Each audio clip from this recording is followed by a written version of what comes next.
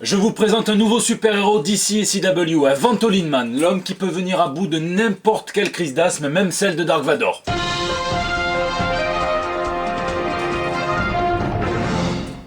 Bon, je me moque de ce nouveau look de Bane, mais en tout cas on ne peut pas reprocher à DC de tenter de faire vivre au maximum ces multiples personnages sur le petit écran. C'est pas tiré des comics, mais ça fait plaisir aux nostalgiques. À la ferme des Kent dans Smallville et de retour dans CW, on a vu qu'il y aurait Lois Lane, il y aura Batwoman, on l'avait déjà vu, Lobo, on parle même de l'asile d'Arkham, Titans cartonne sur DC Universe, Starfire et Raven vont même avoir droit à leur costume fidèle aux comics. On a aperçu la Batmobile de 1966 sur le tournage du film Joker de Todd Phillips, ça devient un vrai camoulox ce film, et on a même eu droit à un DC déterre un vieux duo iconique créé dans les années 50 dans les comics de western de l'époque, remis au goût du jour et réinventé en deux braqueurs dans les années 90 dans le magazine Detective Comics, les Trigger Twins qui feront partie des personnages au casting de l'espèce de crossover multidimensionnel, les Trigger Twins, donc ils seront en plus joués par Arrow et Flash. Donc ils ont le mérite d'essayer, et à mon tour de tenter de balayer l'actu comics de ces derniers jours, puisque vous êtes dans le JT Comics, et tout de suite ce sont les news de la semaine.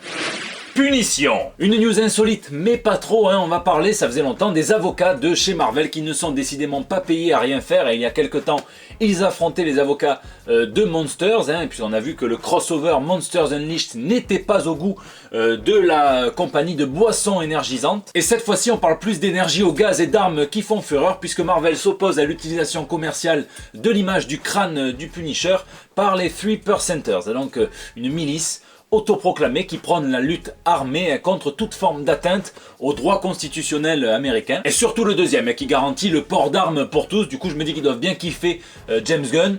Ou pas, parce que on les a vus à Charlottesville en train de sécuriser la protestation des néo-nazis, voire même en train de défiler avec eux, bien que ça leur ait été déconseillé, au même titre que de protester contre les méchants antifascistes intolérants. Bref, quelque chose me dit que sur ce coup, ils vont comprendre que le vrai pouvoir réside plus dans Matt Murdock que dans Frank Castle. Super Rob. Rob Liefeld, c'est tout simplement le dessinateur qui a co-créé le personnage de Deadpool avec le scénariste Fabien Nicieza, même s'il a dit un jour qu'il aurait pu créer Deadpool avec n'importe qui, même un concierge, ça aurait été la même chose. Il dit qu'il a la Liefeld Touch, donc une comparaison à la Midas Touch, le roi qui pouvait changer tout ce qu'il touchait en or. Pas pratique quand tu te grattes les couilles. Depuis, je me suis toujours dit qu'il n'y avait pas que le torse de son Captain America qui avait enflé, il y a les chevilles aussi, mais comme il ne sait pas dessiner les pieds, on ne les verra pas. Bref, l'artiste a toujours manifesté sa sympathie à l'égard de Brian Bendis, le scénariste actuel de Superman, et sur sa page Facebook, Liefeld dit qu'il a la chance de pouvoir dessiner le plus grand super-héros de tous les temps. Alors c'est pas Batman, du coup c'est l'autre, et il demande donc à ses abonnés de choisir la pose. Alors est-ce que ça signifie que, en plus de son retour sur les X-Men chez Marvel, Liefeld est un projet actuellement chez DC, juste pour une cover, pour l'intérieur? Est-ce que vous préférez aussi la première position? Je vous laisse me dire ce que vous en pensez dans les commentaires.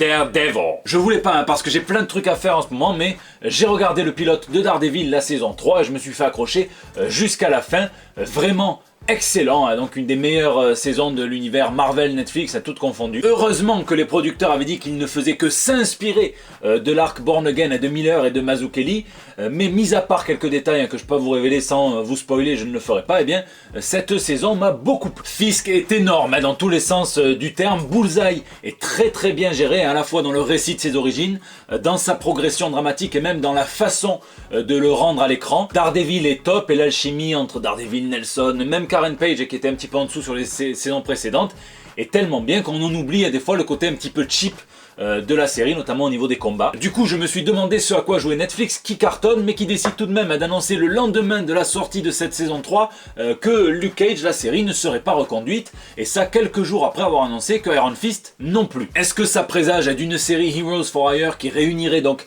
les deux super-héros, comme l'a appelé de ses voeux le pro du montage des fanarts, Boss Logic, avec ce petit montage? Est-ce que c'est Disney qui coupe les ponts avec la plateforme de streaming pour tout mieux rapatrier sur la sienne, qu'ils vont lancer dès 2019? Si j'en crois les infos, c'est Netflix qui a le dernier mot sur l'annulation ou pas des séries Marvel, comme le laissait entendre Jeff Lobb, et Netflix serait très content de ces séries du Marvelverse. Pourtant ils les annulent, j'espère qu'ils font pas pareil dans leur vie de couple, sinon ça pue le divorce abusif. Certains disent que Jessica Jones, la saison 3 et le Punisher, la saison 2 seraient les dernières séries Marvel et Netflix, mais le producteur exécutif Eric Oleson s'est annoncé très optimiste à l'égard d'une future saison 4 dont il ferait partie. Et avec le clin d'œil, façon drague de rue d'un vieux mec bourré à 5h du matin dans la dernière scène de la saison 3, j'espère que ça sera le cas. Je vous laisse me dire ce que vous avez pensé de cette saison, attention un petit peu les spoilers pour les autres, et surtout de cette affaire dans les commentaires.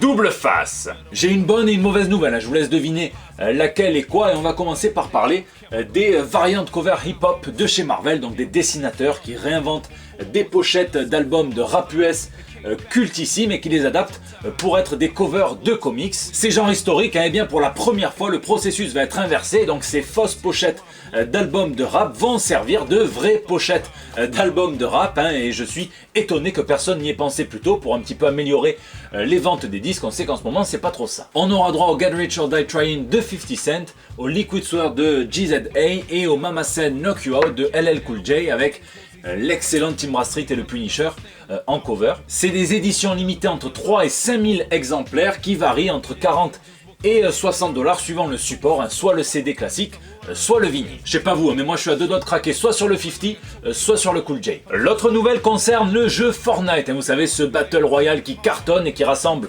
des dizaines de millions de joueurs, et comme tout phénomène planétaire, il a droit à sa parodie en comics. Et je pense que c'est là que se recycle Patrick Sébastien, vu qu'il a été viré de France 2, puisque ça s'appelle Fartnite, fart du verbe péter en anglais. Les images parlent d'elles-mêmes, et comme vous pouvez le voir, les armes utilisées dans cette parodie du Battle Royale sont chimiques, oui, mais 100% bio, ce qui devrait faire plaisir à la fois aux dictateurs et aux vegans. Voilà, ça sort en janvier, ça coûte 5 $, et il y a même une version blank cover, et donc normalement c'est une couverture complètement blanche pour la faire dessiner à un artiste sur une convention ou ailleurs, mais là je n'ose même pas imaginer ce qu'il pourrait faire avec pour rester dans le thème. Le détail qui tue. Vous le savez, Evan Goldberg et Seth Rogen sont connus pour avoir adapté la série Preacher, qui ressemble aux comics d'origine sans y ressembler du tout, c'est un sentiment un petit peu étrange. Et il semblerait que eux et Eric Kripke fassent absolument pareil avec la série The Boys, et on connaît désormais la plus grosse différence entre le comics et la série. L'histoire est basique, les super-héros sont ici des personnalités sponsorisées et payées par une entreprise privée, qui sauve donc le monde comme pourraient le faire des mercenaires, et qui se comportent comme des salauds sous leur joli cap et leur joli costume. Ils vont jusqu'à prétendre être dans l'espace en train de sauver l'univers, alors qu'ils sont sur une île par exemple en train de s'envoyer des prostituées qui sont complètement défoncées, un dérivé du fameux Compound Z qui leur permet, donc qui leur donne le minimum de super pouvoirs nécessaires pour encaisser les performances superhumaines. C'est le crossover qui a la meilleure appellation du monde du comic, ça s'appelle Herogasm. Ce même Compound Z est utilisé par Butcher et toute sa team pour essayer de rentrer dans le lard des super-héros. Sauf que dans la série, Butcher et sa team ne pourront pas s'enfoncer cette super canette de Red Bull en suppositoire, et qu'ils seront aussi humains que vous et moi. C'est super malin comme ressort narratif, et ça permet de les humaniser et de faire donc une histoire de David contre Super Goliath, contre le gratin de l'élite, contre les 0,01%, ceux qui ont des pouvoirs et qui sont surpuissants. Si on en croit Karl Urban, il n'y aurait que la fille qui disposerait de pouvoirs surhumains, mais est-ce que c'est passager? On n'en sait rien. Quoi qu'il en soit, moi je suis complètement bouillant pour cette série. On n'a pas fini d'en entendre parler, puisque si on en croit toujours Karl Urban, sur son Instagram, il a dit à très vite pour la saison 2 l'année prochaine, donc c'est déjà annoncé. Et je dis oui.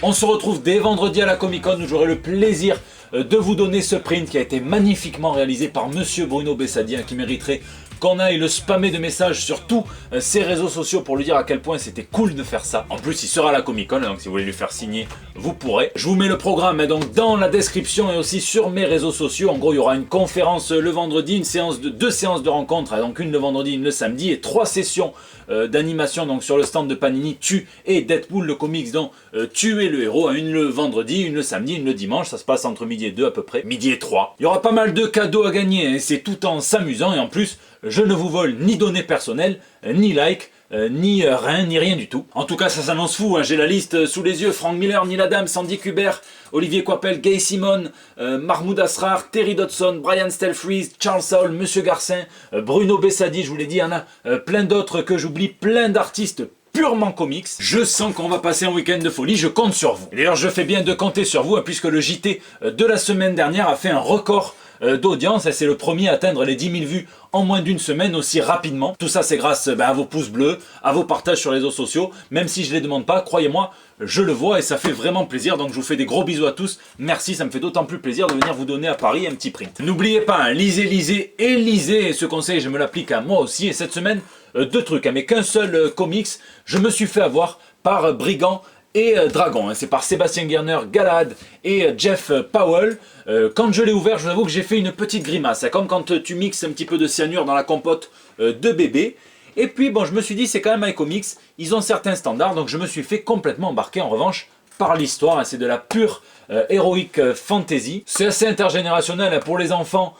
C'est très compréhensible et pour les adultes c'est pas non plus niais, on a envie de savoir la suite, les grands enfants. Et très sincèrement je crois que je vais me choper le 2 en VO pour connaître la suite, tellement j'ai envie de savoir. Et le deuxième truc, hein, c'est dans Les Inrecuptibles, un article de Vincent Brunner qui est un spécialiste des comics, qui s'appelle Black Mirror et c'est sur Frank Miller. Donc c'est très intéressant, c'est une petite rétrospective de la carrière de ce grand artiste malgré tout. Et on apprend même qu'il va nous dévoiler un nouveau projet à la Comic Con. Alors est-ce que c'est le Sin City Homefront, hein, mais ce serait pas vraiment un nouveau projet? Est-ce que c'est un projet avec Netflix, un autre, ou est-ce que c'est un autre projet sur le Black Label, donc le Grey Label devrais-je dire, hein, puisque vous avez un petit peu peur des kikis? On verra bien. Sinon je termine le montage d'une toute nouvelle émission, un tout nouveau concept qui devrait arriver d'ici à novembre prochain. J'en suis très fier et je compte sur vous pour me dire ce que vous en pensez. C'est la fin de ce JT, n'hésitez pas à réagir donc dans les commentaires sur YouTube ou sur les autres réseaux sociaux, sur Facebook, sur Instagram et sur Twitter. Merci d'être aussi nombreux, merci de me laisser vos petits messages aussi pour le bandeau qui me font bien rire tous les mardis. Pour ceux qui viennent à la Comic Con, rendez-vous dès ce week-end et pour les autres, la semaine prochaine pour des nouvelles toutes fraîches. Et j'allais vous faire le mec et vous dire ouais je monte à Paris mais j'ai pas tous mes vaccins, je stresse et tout ça, mais je vais un petit peu fermer ma gueule parce que si j'avais trempé ne serait-ce que le tiers d'un orteil dans l'eau du Vieux-Port, je serais déjà atteint de toutes les maladies possibles et imaginables et je n'aurais absolument plus rien à craindre d'aller à Paris. Après ça fait toujours un peu de bien, de la pollution comme ça, vilain.